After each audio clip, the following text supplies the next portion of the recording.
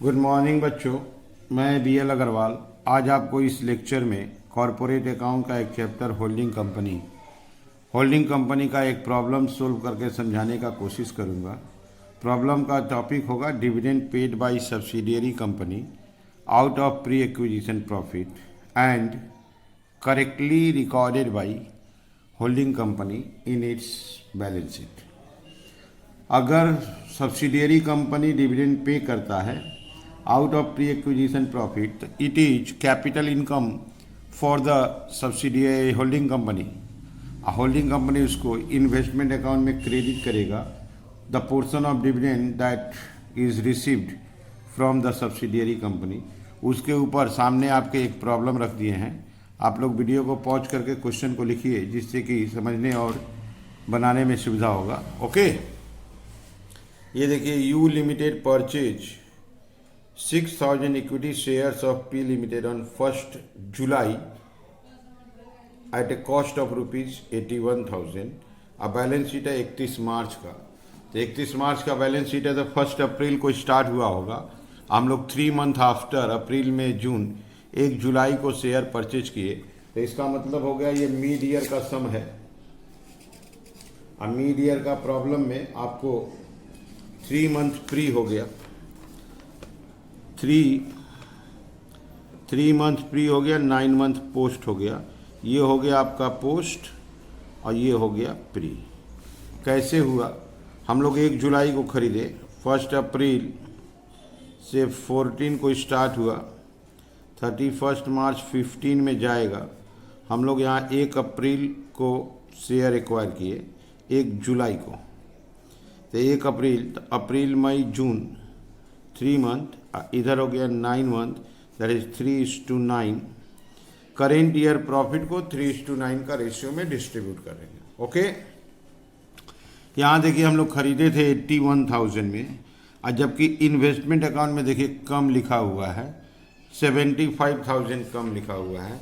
तो हम लोग खरीदे थे 81 में, रिकॉर्डेड है 75, दैट इज 6,000 कम है। इट मीन्स सब्सिडियरी कंपनी जो डिविडेंड पे किया होगा उसमें से 6,000 रुपया डिविडेंड हमको मिला है, और हम डिविडेंड को करेक्ट रिकॉर्ड किए हैं, इन्वेस्टमेंट अकाउंट को क्रेडिट किए हैं, वो आगे प्रूफ हो जाएगा। यहाँ देखिए 1 लाख इक्विटी कैपिटल है 10 रुपया वाला, दैट इज 10,000 शेयर हुआ, 6,000 शेयर हम लोग खरीदे हैं, 60% होल्डिंग हो गया, अब 40% माइनॉरिटी ट्रेड पेएबल लायबिलिटी है, फिक्स्ड एसेट टेंजिबल। इन्वेस्टमेंट दिखाए थे आपको, इन्वेस्टमेंट का वैल्यू 6,000 कम लिखा हुआ है। Inventory, trade receivable, cash and bank. General reserve subsidiary P limited के घर में 30,000 था, सरप्लस 35 था। ये बैलेंस शीट का आखिरी डेट है, 31 मार्च को था। कॉन्टिजेंट लायबिलिटी 9,000, जिसमें से 5,000 रुपया पी वाला था, तो पी वाला कॉन्टिजेंट लायबिलिटी तो कैंसिल हो जाएगा, उसका और कुछ नहीं करना है। आगे देखिए, पी लिमिटेड के पास सरप्लस में 25,000 था, जनरल रिजर्व में 20,000 था। जनरल रिजर्व 1 अप्रैल ओपनिंग को 20,000 था, बैलेंस शीट में 30,000 है। तो जनरल रिजर्व का पहले आप देखो, जनरल रिजर्व ओपनिंग में 20 है और क्लोजिंग में आपका 30 है।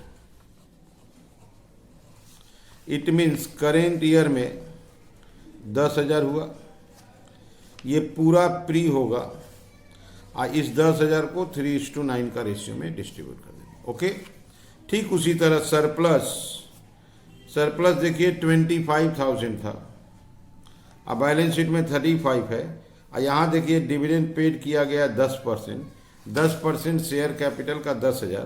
तो यहाँ पहले डिविडेंड पेड निकालते हैं। 1 लाख शेयर कैपिटल है, 10% होगा आपका 10,000, तो डिविडेंड रिसीव्ड हो जाएगा, होल्डिंग कंपनी पाएगा 10,000 का 60%, दैट इज 6,000। तो होल्डिंग कंपनी अपना इन्वेस्टमेंट का वैल्यू 6,000 रुपया कम रखा है, तो वो 6,000 जो कम था वो यही 6,000 था, वो डिविडेंड ही था। It means dividend received by holding company is correctly recorded in his books. Surplus का बात कर रहे थे, सरप्लस ओपनिंग के रूप में आपका था 25,000, अंदर था 35,000। ओपनिंग था 25, अंदर है 35। यहाँ वो डिविडेंड है 10,000, तो ये आपका बच जाएगा 15,000। तो 25 में से 10,000 डिविडेंड पे कर दिया, तो आपके पास बच जाएगा 15,000। अब 15 से 35 हुआ, इसका मतलब करेंट ईयर हुआ 20,000। 3:9 का रेशियो में डिस्ट्रीब्यूट हो जाएगा। ठीक है। ट्रेड पेएबल में 10,000 म्यूचुअल है, ये जब बैलेंस शीट बनाएंगे तो ट्रेड पेएबल ट्रेड रिसीवेबल से 10,000 माइनस कर देंगे। ट्रेड पेएबल जो सी में था, ये ट्रेड पेएबल जो था उसमें गुड्स बेचे थे, कॉस्टिंग था 25,000 का। यहाँ देखिए वर्ड कॉस्टिंग है, जिसके ऊपर 20% प्रॉफिट हुआ था, वो भी देखिए ऑन कॉस्ट है। ये भी कॉस्टिंग है, ये भी ऑन कॉस्ट है, तो 20/100 होगा, 20/120 नहीं होगा। रीजन ये कॉस्ट दिया हुआ है। लिखा है 60% स्टॉक बच गया है, तो जब अनरियलाइज प्रॉफिट निकलेगा,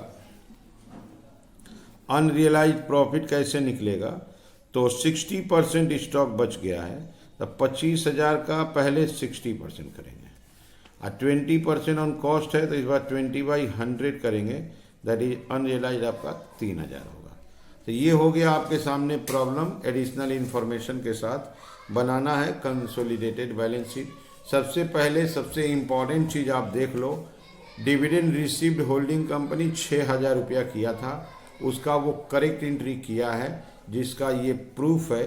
इन्वेस्टमेंट परचेज किया था 81 में, और जबकि यहाँ बैलेंस शीट के अंदर है 75। 6,000 कम है, वो 6,000 डिविडेंड रिसीव्ड का ही है। चलिए इसको सोल्व करके देखते हैं। ओके, सबसे पहले होल्डिंग कंपनी में वर्किंग करते हैं। Working number 1, share of holding.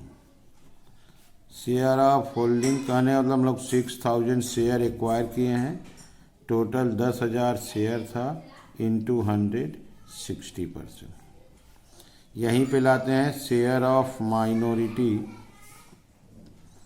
Share of minority में 4,000 शेयर डिवाइडेड बाई 10,000 इंटू 100 40%। तो 10,000 शेयर था सब्सिडियरी कंपनी का, पी लिमिटेड का, उसमें से 6,000 शेयर हम लोग एक्वायर किए थे, तो शेयर ऑफ होल्डिंग 60 हो गया, माइनॉरिटी आपका 40 हो गया। Analysis of profit pre post. General reserve आपको साल के शुरू में 1 अप्रैल के दिन जनरल रिजर्व में 20,000 था। बैलेंस शीट के अंदर जनरल रिजर्व में 30,000 है, तो करेंट ईयर का जो प्रॉफिट होगा, मिड ईयर परचेज है, जुलाई में शेयर एक्वायर किए थे, 3:9 में बांट देंगे। बैलेंस शीट में 30,000 है, तो करेंट ईयर में हुआ 10,000, यहाँ आएगा 2,500 7,500। सरप्लस 1,414, सरप्लस में आपका 25,000 था, इसमें से डिविडेंड पेड माइनस होगा। सब्सिडियरी कंपनी अपने कैपिटल का 10% डिविडेंड दिया है 10,000, यहाँ हो गया आपका 15,000। बैलेंस शीट में सरप्लस आपका 35 है, तो करेंट ईयर आपका 20,000 हो गया, जो 3:9 का रेशियो में जाएगा, दैट इज 5,000 15,000। अब इसको प्लस करते हैं, 42,500 22,500। ओके, 42,500 22,500, इसमें से लेस होगा माइनॉरिटी इंटरेस्ट। माइनॉरिटी इंटरेस्ट आपका 40% है, दैट इज 17,000, ये आपका आ गया 25,500।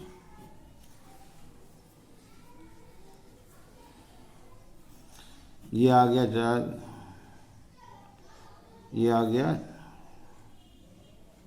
9,000।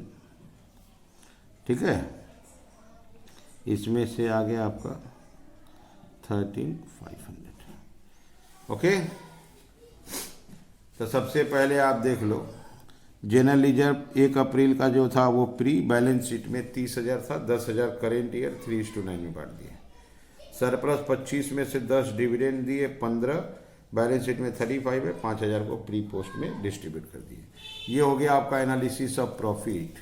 अच्छा, dividend received out of pre acquisition profit, note लिख देते हैं। डिविडेंड रिसीव्ड 10,000 का 60%, 6,000 out of pre acquisition profit is correctly credited to investment in P limited account. Therefore, no further adjustment is required. Holding company जो dividend 6,000 पाया था वो investment को credit किया था। यही रीज़न है कि 81 का इन्वेस्टमेंट 75 हो चुका है, तो अब हमको कोई एडजस्टमेंट करने का ज़रूरत नहीं है। वर्किंग नंबर 3 करेंगे, cost of control. Value of investment, value of investment हम लोग रिड्यूस करने के बाद जो था वो लेंगे 75, paid up value of share 6,000 share का paid up value 60,000, pre acquisition profit, pre acquisition profit आपका 25,500 आया था, 85,500, 10,500 आया। This will be capital reserve. Okay, तो ऐसे करके हम लोग वर्किंग नंबर 3 तक पहुंच गए। Value of investment dividend minus करके जो था वो लिए, paid up value of share pre acquisition minus कर दिए। अब चलते हैं working number 4, minority interest. Minority interest paid up value of share, paid up value of share minority वाले के पास 40,000 रुपया का शेयर था, इसमें प्लस करेंगे प्री एक्विजिशन प्रॉफिट, प्लस करेंगे पोस्ट एक्विजिशन प्रॉफिट। प्री आया था 17,000, पोस्ट 9,000, ये हो गया आपका 66,000। ओके, तो ऐसे करके 4 वर्किंग हो गया। अब इसके बाद वर्किंग नंबर 5 आएगा। Working number 5, unrealised profit. Working number 5,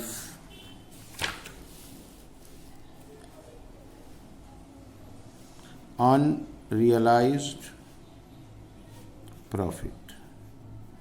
information था आपका 25,000 का कॉस्टिंग पे स्टॉक दिए थे, 60% का स्टॉक बच गया, प्रॉफिट था 20% on cost, that is ₹3,000। Number 6, consolidated general reserve. हम लोग का अपना जनरल रिजर्व, होल्डिंग कंपनी का अपना जनरल रिजर्व था 40,000, इसमें ऐड करेंगे पोस्ट एक्विजिशन। पोस्ट में जनरल रिजर्व था 7,500, उसका 60% 4,500 लेंगे, दैट इज 44,500। कंसोलिडेटेड सरप्लस, अपना होल्डिंग कंपनी का सरप्लस था, होल्डिंग कंपनी का अपना सरप्लस था 60,000, इसमें ऐड होगा पोस्ट एक्विजिशन। पोस्ट एक्विजिशन में फाइनली 13,500 था, जनरल रिजर्व के नाम से 4,500 आया, दैट इज 9,000। 69 unrealised profit 3,066। आपको ये समझा देते हैं सरप्लस का पैसा, जनरल रिजर्व का पैसा। ओके, ये देखिए वर्किंग नंबर 2 में जनरल रिजर्व पोस्ट में 7,500 है, तो 7,500 का 60%, 7,500 का 60% जनरल रिजर्व के नाम से 4,500। ओके, ये देखिए 13,500 पूरा पोस्ट का आंसर है। 4,500 जनरल रिजर्व के नाम से आ गया, तो आपका वहाँ 9,000 बच गया, जो आपका यहाँ 9,000 ले लिए। ठीक है, अब बैलेंस शीट बनाने के लिए एक वर्किंग लगता है, जरूरी है, notes to account. Notes to account में रिजर्व एंड सरप्लस नेसेसरी है, बैलेंस शीट में हेल्प मिलेगा। आपका जनरल रिजर्व, जनरल रिजर्व आपका था 44,500, सरप्लस 66, कैपिटल रिजर्व आया था, कैपिटल रिजर्व आया था आपका 10,500।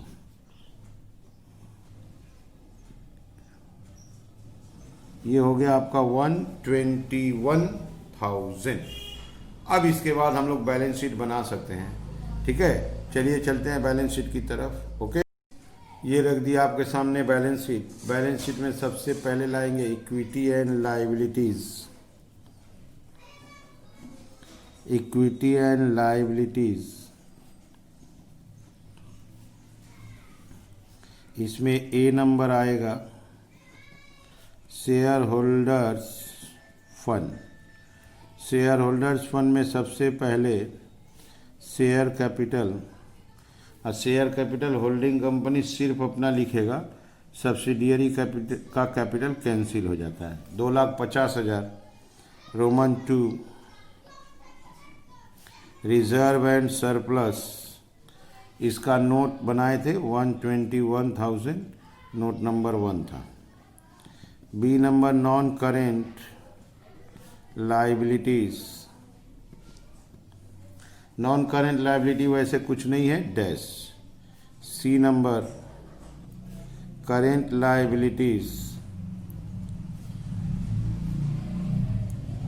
ट्रेड पेएबल, ट्रेड पेएबल में अपना था 60,000, सब्सिडियरी का था 26,000, माइनस म्यूचुअल था आपका 10,000, तो ये हो गया आपका 76,000। माइनॉरिटी इंटरेस्ट, माइनॉरिटी इंटरेस्ट का वर्किंग हुआ था, माइनॉरिटी इंटरेस्ट इज 66,000। अब इसको यहीं पे प्लस कर देंगे,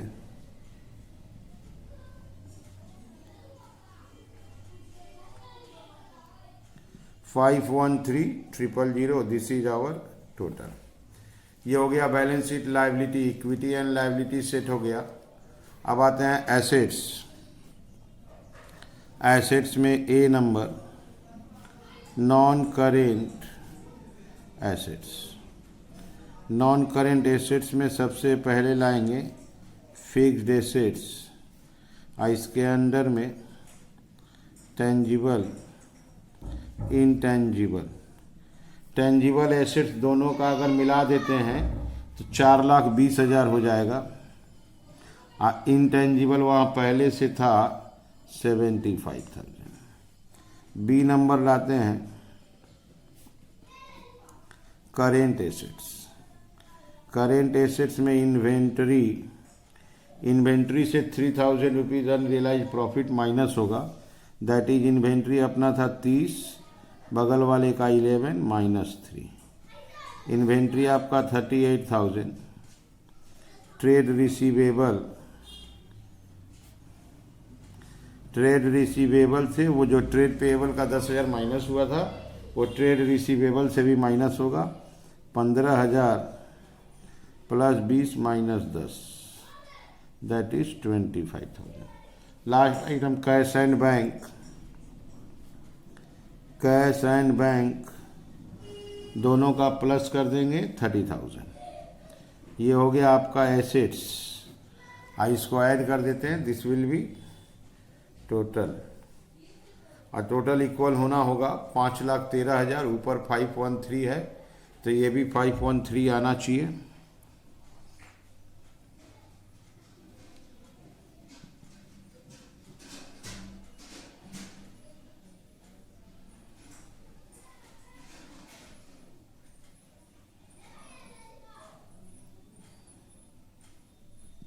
थोड़ा कहीं मिस्टेक हुआ है, देखिए 588 आ रहा है, 513 आ रहा है। चलिए मिस्टेक खोजते हैं। मिस्टेक समझ में आ गया। इंटेंजिबल कुछ था नहीं, और इंटेंजिबल नहीं निकला था, वो तो कैपिटल रिजर्व आया था, तो इंटेंजिबल रॉन्गली रिकॉर्ड हो गया। आप देख लीजिए फिक्स्ड एसेट है, और वो जो रिकॉर्ड हो गया था बाई मिस्टेक, इन्वेस्टमेंट का पैसा इंटेंजिबल के नाम से रिकॉर्ड हो गया था, तो इंटेंजिबल है नहीं, वो लिखने में भूल हो गया, तो फिक्स्ड एसेट टेंजिबल, बाद बाकी सब करेक्ट है। यहाँ से 75 कम हो गया तो 513 हो गया। ये हो गया आपका टोटल, मैच कर गया, ठीक है 513। तो ये हो गया आपका balance sheet. Share holders fund के अंदर में शेयर कैपिटल सिर्फ होल्डिंग कंपनी का, रिजर्व सरप्लस नोट से। ट्रेड पेबल दोनों ऐड करके 10,000 माइनस कर दिए, माइनॉरिटी लिख दिए करेंट लायबिलिटी में। फिक्स्ड एसेट टेंजिबल दोनों प्लस करके लिख दिए, इन्वेंट्री से अनरियलाइज्ड, डेटर से म्यूचुअल, बैंक दोनों प्लस करके, ठीक है। आप लोग वीडियो को पॉज करके क्वेश्चन को लिखिए, मेरे साथ धीरे धीरे सोल्व कीजिए, देखिए आपको 100% समझ में आ जाएगा, ठीक है। Okay, thank you.